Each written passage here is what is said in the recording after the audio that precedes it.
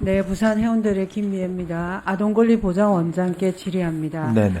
아동복지사업의 성과와 효과를 확인하기 위해 서비스 이용 아동과 청년 보호자, 즉 지역아동센터, 입양, 가정위탁, 양육시설, 자립 등에서 지내는 이런 아동들과 보호자를 대상으로 생활 실태, 서비스 만족도, 향후 정책 욕구 등을 추적하는 아동보호 통합 패널 사업을 2년 전부터 시행하고 있죠. 네, 맞습니다. 오늘도 이 책자의 주요 사업으로 소개되어 있던데 그만큼 비중이 있다고 여겨집니다. 그렇죠? 네, 맞습니다. 이 사업의 두 가지 특징은 동일 대상자를 일정 기간 지속적으로 추적, 관찰하면서 사업 및 정책의 효과를 분석하는 패널 연구 방법으로 사업별 효과 분석이 아니라 흩어져 수행되던 여러 실태 조사를 종합적으로 조사 분석 실시한다는 건데 맞죠? 네, 맞습니다. 그로 인한 효과는 중장기 아동 정책 수립을 지원하고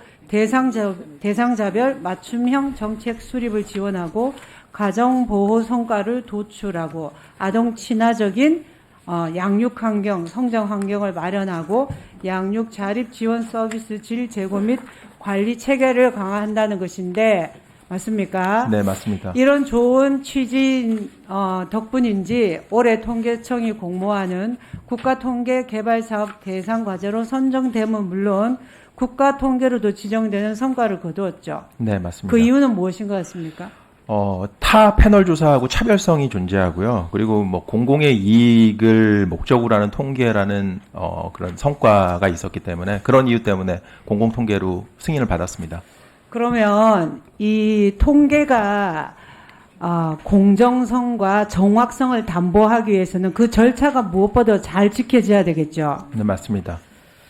그런데 그 절차를 보면 특히나 제가 생각할 때는 이 보호 대상 아동들을 일을 하는 분들은 뭐가 가장 중요하냐면 경험과 전문성은 당연하고 민감해야 됩니다. 네. 그렇죠? 네. 그런 부분이 있는지 한번 봅시다. 아동 보호 통합 패널 조사 방법은 첫 번째로 당사자의 동의가 전제돼야 되겠죠. 네, 맞습니다. 그래서 전화든 면접이든 첫 번째가 상대방으로부터 정확한 정보를 내가 뭘 하는지 설명을 하고 동의를 받는 게 중요합니다. 그런데 조사 과정에서 이런 부분들이 잘 준수된다고 보십니까? 한번 여기 들어보세요. 간단하게 얘기하는 것 같아요. 맞아. 누구누구 엄마죠? 몇 년생이죠? 시간을 내서 뭘 물어보겠다고 하셨고 만나자고 계속 했으면 좋겠다. 조금 느낌도 이상하고 우리 아이에 대해서 이 준비하지 정도로 않은 거에 대해서 보면 지난해 패널 조사에 참여 문의를 받으신 분인데 조사 전에 담당 공무원의 동의 절차가 생략됐습니다. 바로 면접원이 전화해서 참여 권유를 했다는 겁니다. 이것은 명백히 매뉴얼을 위반한 겁니다. 그렇죠? 근데 갑자기 전화 와서 전혀 예상치 못한 사람으로부터 마구 질문을 받으면 얼마나 당황스럽겠습니까? 아동보호 통합 패널 2022 Q&A PPT 한번 보세요. 특히 입양 아동의 경우에는 입양 사실을 모르는 경우도 많고 또 공개 입양이 아닌 경우도 있습니다. 혹여나 조사 과정에서 그러한 부분이 드러날 경우를 예방하는 차원에서 이렇게 Q&A가 있어요. 조사 경험이 많은 전문 면접원을 배치해서 민감하게 접근할 수 있도록 할 예정이다. 라고 했는데 PPT의 보장원 안내처럼 조사 경험 많은 전문 면접원이 선발되어 진행되고 있습니까?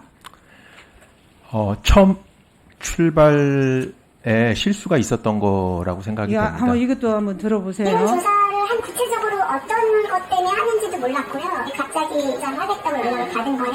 시에서 이렇게 내려왔다고 그분 시간이 많이 부족하고 다른 데도 가야 되고 엄청 바쁘시다고 그러더라고요. 그리고 고기 반찬을 한 번 이상 먹냐부터 해서 야채와 채소를 골고루 섭취를 하냐, 햄버거나 이거 이런 보면은 마치 취조하듯이 근데 합니다. 난감했어요. 전화해서. 질문이 이렇게 자연스럽거나 유도하는 인권의 기본이 안 되어 있어요. 인권 인식에. 인권 감수성이 그만큼 떨어진다는 겁니다.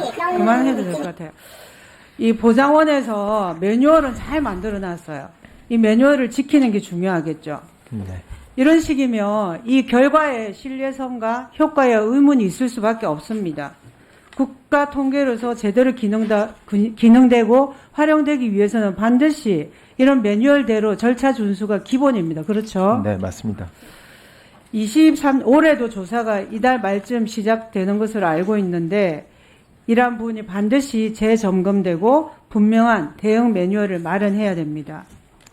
그리고 또 하나 덧붙이자면 조사 내용이 매우 민감한 내용이기 때문에 대상자와 동일 지역에 거주하는 면접원이 조사하는 것은 가급적 지양하는 게 옳을 것 같습니다. 이 부분에 대해서 검토해서 보고해 주십시오. 네. 다른 것도 질의해야 돼서. 지금 아동의 알 권리 보호는 너무나 중요합니다. 네, 네, 맞습니다. 그렇죠. 그 전제로는 제가 생각할 때 정확한 정보가 작성이 되고 이게 잘 기록, 보존돼야 되는 게 생명입니다. 그렇겠죠. 네. 그래서 합법화되는 게 중요합니다. 제가 아는 분 중에 60대인데 20대에 미국에 입양되신 분이 있어요. 9살까지 가족과 살다가 장애를 입었다는 이유로 상당한 핍박을 받고 10살 무렵 보육원에 보내졌어요. 그때가 본인이 가장 행복하다고 했습니다. 그렇게 우울하게 보내다가 20대에 미국에 가서 거기에서 미국에서 정착하면서 남편을 만나고 가정을 꾸려서 잘 살고 계십니다. 제가 직접 만나기도 했는데 이분이 지금 LBTO라고 뭘 하냐면 자립준비 청년들을 지원하는 일을 해요.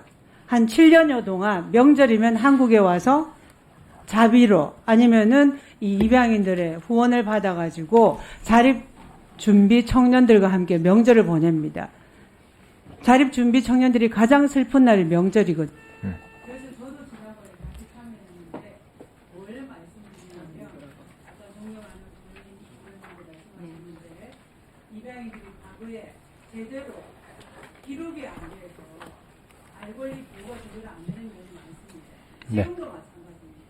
불법적인 입양, 아동 유기 이런 경우에는 전혀 기록이 없습니다. 맞습니다. 그러니까 보호가 안 돼요. 그래서 내년 7월에 시행되는 보호출산제가 제대로 정착되기 위해서는 합법적으로 정보가 잘 기록되고 보관되는 게 무엇보다 중요하겠죠. 네, 맞습니다. 입양 기록부터 이제 보관하는 일들이 잘하고 있죠. 네, 이제 출발 단계입니다. 너무 늦었습니다. 그렇죠? 네, 맞습니다. 될 수 있도록 말씀해 주시고 혹시 지금 시행하기에 부족한 부분이 있고 도움 바라는 게 있으면 말씀해 주시고. 네, 2004년에 이제 보호출산제 이제 출발을 하고요. 그리고 2025년에 입양법이 전면 개편이 됩니다. 그 개편 과정에서 저희 아동권리보장원에서 해야 될 역할은 기록물의 보관입니다. 그 기록물이 지금 현재는 아동권리보장원 내에서 망고 상태이기 때문에 기록물이 얼마나 있는지 전수조사가 필요하고요. 기록물을 보관하기 위한 기록관 마련이 필요합니다. 근데 기록관 마련 같은 경우에는 워낙 비용이 많이 들기 때문에 아동권리보장원 차원에서 진행될 수는 없고 복지부나 국회의 많은 도움을 통해서 이루어져야 될 것이라고 생각합니다. 입양인들이나 아니면 보호출산으로 출산한 아이들이 건강하게 어떻게 보면 정보 청구를 할 수 있으려면 기록관 마련이 굉장히 중요하다라고 생각이 돼서 그런 부분들에 대한 위원님들의 적극적인 관심과 지원을 부탁드리겠습니다. 예, 수고하셨습니다. 다음은 존경하는 김원희 의원님 질의해 주십시오.